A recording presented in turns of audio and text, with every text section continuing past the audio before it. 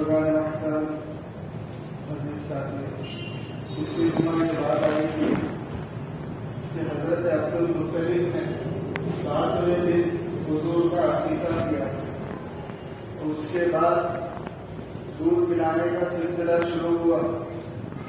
کچھ دن تو حضور کی جو والدہ ہے حضرت عامنہ رضی اللہ تعالیٰ عنہ، کچھ دن تو حضرت عامنہ نے حضور کو دودھ پلایا، اور اس وقت یہ رواج تھا کہ مکہ کے لوگ اپنے بچوں کو دودھ پلانے کے لیے دیہات کو بھیجتے تھے اور یہ سوچتے تھے کہ مکہ کی آب و ہوا اچھی نہیں ہے اور دیہات کی آب و ہوا اچھی ہوتی ہے، اسی لیے اپنے بچوں کو دودھ پلانے کے لیے دیہاتوں کو بھیجتے تھے۔ بلکہ یہ قبیلہ تھا جو بچوں کو دودھ پلانے کا کام کرتے تھے، بنو سعد ان کا نام تھا۔ وہ آتے تھے مکہ کو اور بچوں کو لے جاتے تھے اور دودھ پلاتے تھے اور بچوں کو کچھ بولنا سکھاتے تھے، بولی سکھاتے تھے، اور جب بچوں کو 2 سال کے بعد واپس لا کے دیتے تو بچے کے ماں باپ ان کو مزدوری دیتے، اس سے ان کا گزر بسر ہوتا، ان کا گھر چلتا۔ تو جس سال حضور پیدا ہوئے اس سال بھی بنو سعد کی تقریباً 10 سے 12 عورتیں نکلی، مکہ میں جائیں گے اور مکہ کے بچوں کو بھیجیں گے دودھ پلانے کے لیے، پرورش کرنے کے لیے۔ اور اس میں ایک عورت کی حضرت حلیمہ، اور بنو سعد کا قبیلہ جہاں پہ رہتا تھا وہاں پہ قحط سالی تھی، بھوک کے لالے پڑے ہوئے تھے، کھانے کو دانا نہیں ملتا تھا، چارہ نہیں ملتا تھا، جانوروں کو چارہ کھانے کے لیے چارہ بھی نہیں ملتا تھا، تو وہاں پہ قحط سالی چل رہی تھی اور حضرت حلیمہ خود بھی کمزور تھی اور ان کے اونٹ کو چارہ کھلانے کے لیے چارہ نہیں تھا ان کے پاس، اور ان کی اونٹنی بھی بیمار تھی، لاغر تھی، کمزور ہو گئی تھی اونٹنی۔ تو 10-12 عورتیں مل کر کے نکلی مکہ کی طرف، حضرت حلیمہ بھی ان کے ساتھ نکلی۔ تو حضرت حلیمہ ہر بار پیچھے رہ جاتی، دوسری عورتوں کی اونٹنیاں اچھی تھی، جب نکلتے ساتھ میں تو دوسروں کی اونٹنیاں آگے چلے جاتی اور حضرت حلیمہ کی اونٹنی پیچھے رہ جاتی۔ تو عورتیں آگے جا کے ان کا انتظار کرتی تھی کہ حضرت حلیمہ آ جائے گا، پھر حضرت حلیمہ جب قافلے سے ملتی تھی تو سارے مل کے پھر آگے کا سفر کرتے تھے، پھر تھوڑی دور پر جا کے حضرت حلیمہ پیچھے رہ جاتی، پھر حضرت حلیمہ کا انتظار کرتے، ایسے کرتے کرتے مکہ کے قریب پہنچ گئے۔ جب مکہ کے قریب پہنچے تو ساتھ والی عورتیں حضرت حلیمہ سے کہنے لگی کہ حلیمہ ہم تمہاری وجہ سے بہت لیٹ ہو گئے، بہت تاخیر ہو گئی، ہمیں اجازت دے دو کہ ہم آگے چلے جائیں۔ تو حضرت حلیمہ نے کہا کہ تم چلے جاؤ اور پیچھے آتی۔ تو ساری عورتیں آئیں، آ کر کے جتنے مکہ میں بچے تھے سارے بچوں کو لے لیا۔ جب حضرت حلیمہ آئے حضور کے پاس بھی عورتیں آئی اور حضور یتیم تھے، حضور کو دیکھتے اور سوچتے کہ بھائی یہ تو بچہ یتیم ہے، دوسروں کی حفاظت میں ہے، اس کی ہم پرورش کریں گے، دودھ پلائیں گے تو کیا ملے گا؟ کچھ خاص ملنے والا نہیں ہے، اسی لیے حضور کو نہیں لیتے، سارے بچوں کو لے لیے۔ اور حضرت حلیمہ جب آئے تو صرف حضور بچے ہوئے تھے۔ حضرت حلیمہ کو پتا چلا کہ ایک ہی بچہ بچا ہوا ہے، وہ بھی یتیم ہے۔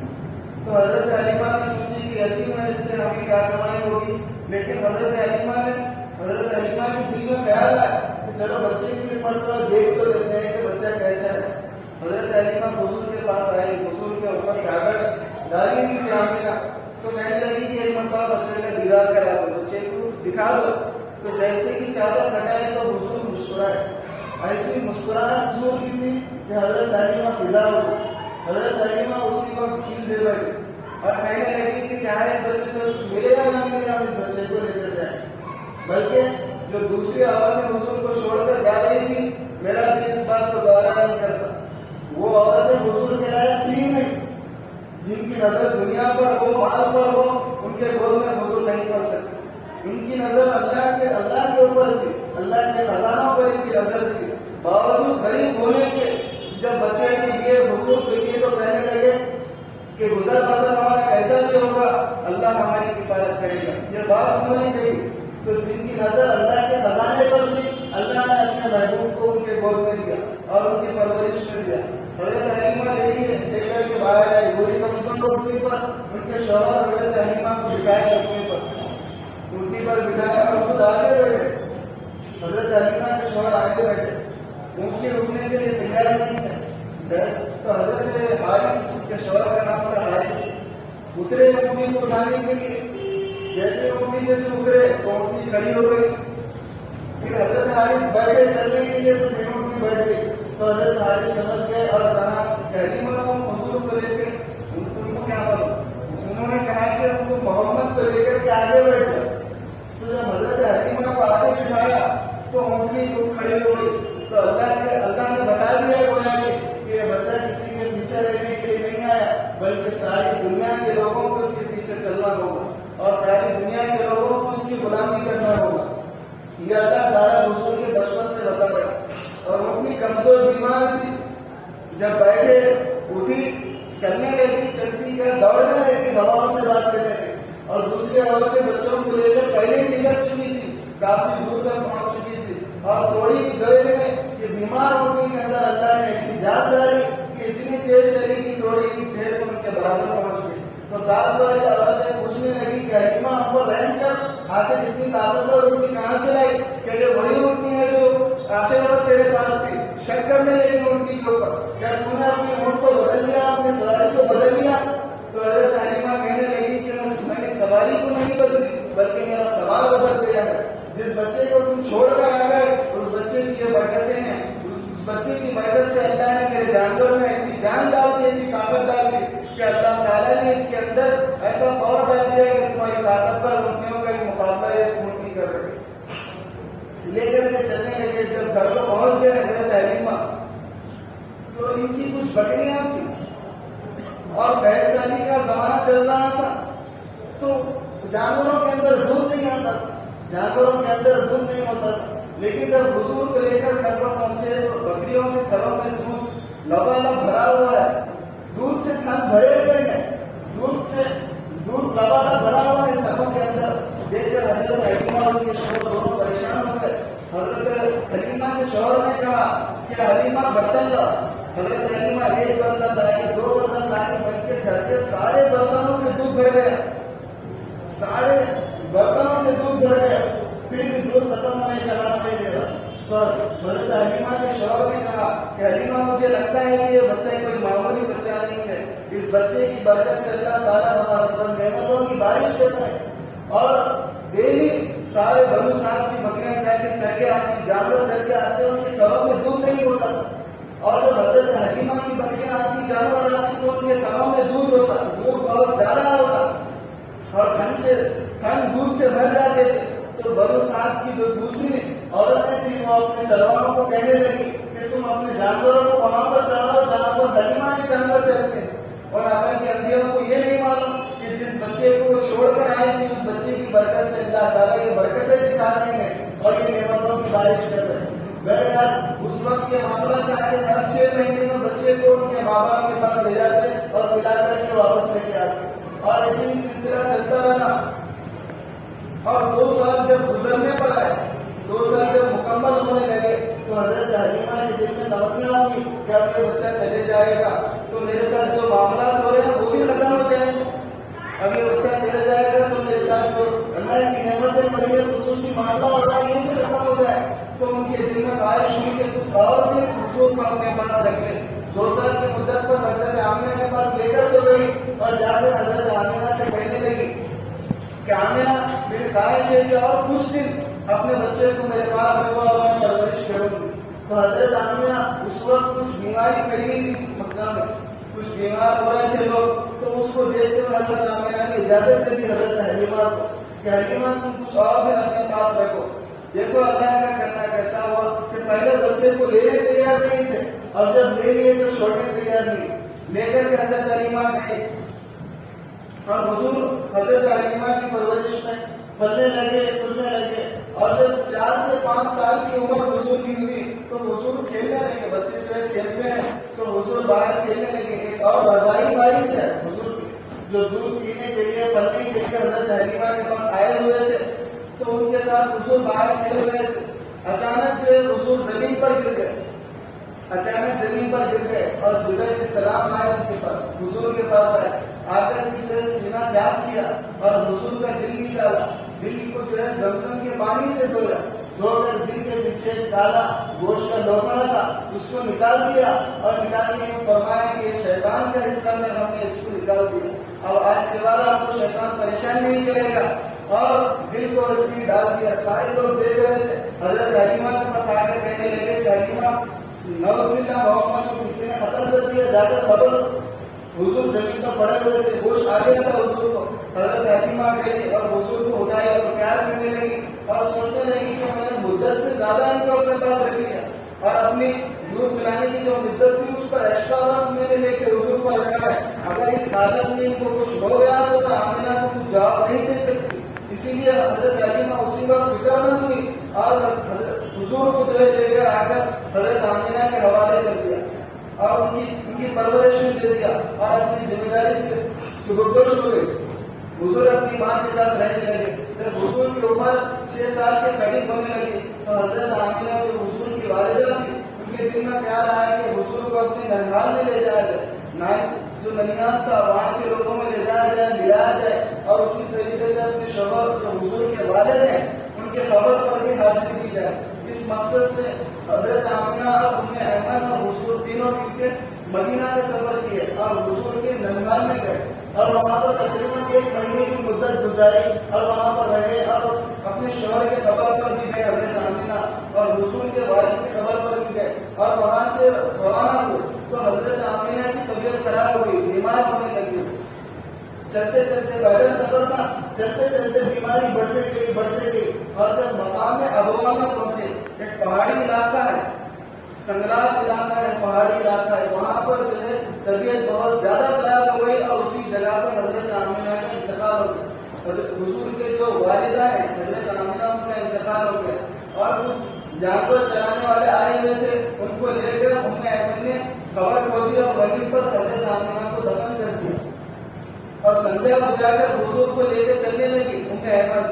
حضور کچھ دور تک چلنے کے بعد ہاتھ چھڑا کر کے واپس آ گئے اور خبر سے چمٹ گئے کہ میں آپ کے بغیر لے جاؤں. 2-3 مرتبہ یہی معاملہ ہوا. 6 سال کے بچے کو کیا معلوم ہو سکتا ہے؟ بچہ ہے جو دنیا سے چلا جائے وہ واپس نہیں آ سکتا. چھوٹے بچہ 6 سال کے بچے تھے, ان کو امن نے کسی طریقے سے سمجھا بجھا کر لے کر کے واپس آئے. حضرت عبدالمطلب سے ملاقات ہوئی. ام ایمن نے خبر دی کہ حضرت آمنہ کا فلاں جگہ انتقال ہو گیا. حضرت عبدالمطلب کی آنکھوں سے آنسو جاری ہو گئے اور دل میں سوچنے لگے کہ یہ بچے کے اوپر کتنے غم آ رہے ہیں, کتنے آزمائشیں آ رہے ہیں. اتنی چھوٹی عمر میں والد کا انتقال ہو گیا, والدہ کا انتقال ہو گیا, بچے کے اوپر کیسی پریشانی آ رہی. تو عبدالمطلب کے دل میں اور بھی زیادہ محبت بڑھ گئی حضور کی, اور زیادہ چاہنے لگے, اور زیادہ حضور کا خیال رکھنے لگے, اور زیادہ حضور کی ضرورتوں کا خیال رکھنے لگے. اور عبدالمطلب سردار تھے, مکہ کے سردار تھے. دارالندوا میں ان کے بیٹھنے کا ایک مقام کا خاص مقام ان کو بنایا گیا تھا, والی تھے. تو وہاں پر کسی کی بیٹھنے کی ہمت نہیں ہوتی, کوئی آدمی ان کی جگہ پر نہیں بیٹھتا تھا. لیکن جب حضور آتے تو وہاں پر بیٹھ جاتے تھے اور جب لوگ حضور کو روکتے بیٹھنے سے تو عبدالمطلب خود ان کو بولتے کہ بھائی چھوڑ دو, میرے اس بچے کی شان الگ ہے, مجھے یقین ہے کہ یہ بچہ دنیا کو روشن کرے گا. میرے ساتھ حضور اپنے دادا کی پرورش کریں گے. جب حضور کی عمر 8 سال کی ہو گئی تو 8 سال کی عمر میں عبدالمطلب کا بھی انتقال ہو گیا. 8 سال میں اپنے دادا کا بھی انتقال ہو گیا. اس کے بعد حضور جو ہے اپنے چچا کی پرورش میں رہنے لگے, حضرت ابو طالب کی. یہ دیکھیے ابو طالب کی مالی حالت اس وقت ٹھیک نہیں تھی اور جو ابو جہل کا یہ بھی چاچا ہی تھے, ابو لہب کا, یہ لوگ بڑے مالدار انسان تھے. لیکن اللہ نے اپنے نبی کو ان کی پرورش میں نہیں دیا کیونکہ یہ لوگوں کی اگر پرورش میں رہیں گے اللہ تعالیٰ جانتے تھے کہ آئندہ چل کے یہ لوگ احسان جتلائیں گے. اس لیے اللہ تعالیٰ نے ابو جہل اور ابو لہب کی پرورش میں حضور کو نہیں دیا بلکہ ابو طالب کی پرورش میں دیا. ابو طالب کی پرورش میں حضور رہے, پلتے رہے, بلکہ حضور جو ہے بکریاں چلانا شروع کر دی. 10 سال کی عمر حضور کی تھی, بکریاں چلانا شروع کر دی کہ میں اپنے چچا کے اوپر بوجھ بن کر نہ رہوں بلکہ میں ان کی مدد کر سکوں. اس لیے بکریاں چلاتے تھے اور کچھ کمائی لاتے تھے اور اپنا بھی گزارا کرتے تھے اور اپنے چچا کا بھی گزارا کرتے تھے. یوں ہی دن گزرتے رہے. جب حضور کی عمر 12 سال کی ہوئی تو ابو طالب جو ہے تجارت کے غرض سے شام کا سفر کرنے لگے. تو اس وقت اپنے بھتیجے کو اکیلا چھوڑنا مناسب نہیں سمجھا. نہ حضور کے والد ہیں, نہ والدہ ہیں, کوئی بھی نہیں ہے. تو اس وقت حضور کا اکیلا چھوڑنا مناسب نہیں سمجھا بلکہ تجارت کے قافلے میں حضور کو ساتھ لے کر گئے. جب شام کے قریب پہنچے تو شام سے پہلے کنیسا تھا، عیسائیوں کا کنیسا تھا، وہاں پر پڑاؤ ڈالے، وہاں پر رکے. اس کے اپوزٹ میں ایک عیسائی راہب تھا، اس کا نام تھا بحیرہ راہب اس کا نام تھا. وہ کبھی بھی باہر نہیں نکلتا تھا. لیکن جب حضور وہاں پر رکے، خیمے ڈال کر کے وہاں پر رکے، تو پہلی مرتبہ وہ اپنے کنیسا سے باہر نکلا، اپنے عبادت خانے سے باہر نکلا اور حضور کو دیکھا. دیکھ کر کے پہچان لیا کہ آخری نبی ہے، کیونکہ پہلی کتابوں میں حضور کی علامتیں آئی ہوئی تھی کہ آخری نبی ایسے ہوں گے علامتیں تھی. تو اسی وقت اپنے ایک قاصد کو بھیجا اور یہ کہلوایا کہ ہم کل تمہاری دعوت کرتے ہیں، اور ساروں کو دعوت دے دی. سارے لوگ دوسرے دن دعوت میں آئے اور ایسا ہوا کہ حضور ہی کو چھوڑ کر کے آئے. جیسے آج کل ہم لوگ کہیں پر جاتے ہیں تو ایک آدمی کو سامان کے پاس بٹھاتے ہیں تو لوگ سمجھیں کہ ان کی عمر کم ہے، ان کو سامان کے پاس بٹھا دیا جائے، اور حضور کو سامان کے پاس بٹھا کر کے سارے لوگ دعوت میں آئے. اور جو بحیرہ راہب تھا وہ دیکھنے لگا کہ سارے لوگ دعوت میں آ گئے تو کہنے لگے کہ ایک بچہ ہے وہ خیمے میں ٹھہرا ہوا ہے، وہ نہیں آیا. تو کہنے لگا کہ میں تو اسی کی وجہ سے تمہاری دعوت کیا. میرا دعوت کرنے کا مقصد یہ ہے کہ میں تم کو دعوت کرنا چاہ رہا تھا، تم اسی کو چھوڑ کر آئے، ان کو بھی لے کر تو جا کر کے اس کو حضور کو بھی لے کر آیا. جب حضور کو لے کر آیا تو بحیرہ راہب حضور سے چمٹ گیا اور حضور کی پیشانی کو چھونے لگا، اور حضور کے دونوں کندھوں کے بیچ میں مہر نبوت تھی. وہ مہر نبوت کو دیکھا اور دیکھ کر کے ابو طالب سے کہنے لگا کہ یہ آخری نبی ہے، پوری دنیا کے انتظار میں. جو میں پہلی کتابوں میں آخری نبی کی علامتیں دیکھا وہ پڑھا ہو، وہ ساری علامتیں ان کے اندر موجود ہیں، ان کے اندر پائی جاتی ہیں، اور یہ آخری نبی ہے. اور تم اس کو آگے مت لے جاؤ، تم اس چراغ کو آگے مت لے جاؤ. یہودی ہیں آگے جب اس چراغ کو دیکھیں گے تو اپنے چراغوں کے بجھنے کا ان کو افسوس ہوگا اور حسد ہوگا، اور حضور کے اوپر بری نظر ڈالیں گے اور حضور کو نعوذ قتل کرنے کی کوشش کریں گے. تو ابو طالب کو یہ بات سمجھ میں آئی، ابو طالب واپس آ گئے. تجارت کے گھر سے جو گئے تھے شام کو، جب راہب کی بات سنے تو ان کو فکر ہوئی، حضور کی محبت دل میں تھی، تو وہیں سے واپس آ گئے اور آ کر کے جو مکہ میں رہنے لگے. اور حضور کی عمر جب 15 سال کی ہوئی، 15 سے 20 سال کے بیچ میں حضور کے دو واقعات ہوئے. ایک تو حرب الفجار کا واقعہ ہوا. حرب الفجار کے قبیلے قریش اور بنو قیس، دو قبیلے تھے، دونوں کے بیچ میں جنگ ہوئی. یہ دونوں لڑائی لڑے تھے، چھوٹی چھوٹی بات پر لڑائیاں ہوتی تھی اور سال تک جو ہے لڑائی چلتی تھی. تو یہ دونوں قبیلوں کے بیچ میں لڑائی ہوئی. چونکہ حضور کے قبیلہ قریش سے تعلق رکھتے تھے تو حضور اپنے چچا کے ساتھ اس جنگ میں شریک ہوئے، لیکن تلوار نہیں اٹھائے بلکہ دوسروں کو تیر دینے کا کام کیا، پانی پلانے کا کام کیا. اس کو حرب الفجار اس لیے کہا جاتا ہے کیونکہ یہ حرمت والے مہینوں میں لڑائی ہوئی تھی. ذوالقعدہ، ذوالحج اور محرم جو حرمت والے مہینے ہیں اس میں جنگ کرنا حرام تھا. تو ان مہینوں میں یہ لڑائی ہوئی، اس وجہ سے اس کو حرب الفجار کہا جاتا ہے. اور دوسرا ایک واقعہ ہوا اس کے بعد، وہ حلف الفضول کا ہوا. حلف الفضول کا معاملہ یہ ہوا کہ یہ معاہدہ ہوا تھا جو بھی آدمی مظلوم ہے ہم اس کی مدد کریں گے. تو حلف الفضول کا یہ معاہدہ ہوا تھا. فضول اس کا نام یوں پڑا کہ جو 3 لوگ یہ معاہدہ کرے تھے اور تینوں کا نام فضل تھا. فضل بن فضالہ، فضل بن وداع، فضل بن حارث. تینوں کے نام میں فضل تھا، اس وجہ سے اس کو فضول نام رکھ دیا گیا. اور ساروں نے مل کر یہ قسم کھائی تھی کہ ہم جو بھی مظلوم ہے اس کی مدد کریں گے اور ظالم کو سزا دلائیں گے. اور یہ کچھ دن تک یہ معاملہ چلتا رہا، بعد میں ٹھنڈا پڑ گیا. اور جب حضور کی عمر 20 سال کے قریب ہو گئی تھی، اس وقت ایک واقعہ پیش آیا. قبیلہ زبید کا ایک آدمی تجارت کی غرض سے مکہ آیا. زبیدی آدمی کا مال لے کر آیا اور مکہ کا ایک سردار کا عاص بن وائل، اس سے ملاقات ہوئی اس کی. تو وہ کہنے لگا کہ تم سارا مال مجھے بیچ دو، میں تمہیں قیمت دے دوں گا. اور زبیدی جو آدمی تھا اس کے پاس سے سارا مال لے گیا. لے کر کے بعد میں مال سے مکرنے لگا، ٹال مٹول کرنے لگا، مال دینے میں پھرانے لگا. اور زبیدی آدمی جو تھا وہ پریشان ہو گیا اور دوسرے مکہ کے سرداروں کے پاس گیا. جا کر کے کہنے لگا کہ آج بھی بھائی میرا مال لیے ہیں اور قیمت ادا نہیں کر رہے، مجھے ستا رہے ہیں، آپ میری مدد کریے. تو دوسرے سردار اس کی مدد کرنے کی بجائے الٹا اسے ہی ڈانٹتے، ہمارے پاس کیوں آئے، یہاں سے نکل جائے. اور سارے لوگ وہاں اس کو اپنے دربار سے دھتکار دیتے اور نکال دیتے. وہ آیا، پریشان تھا اور دوسرے شہر کا آدمی پر پڑھانا تھا.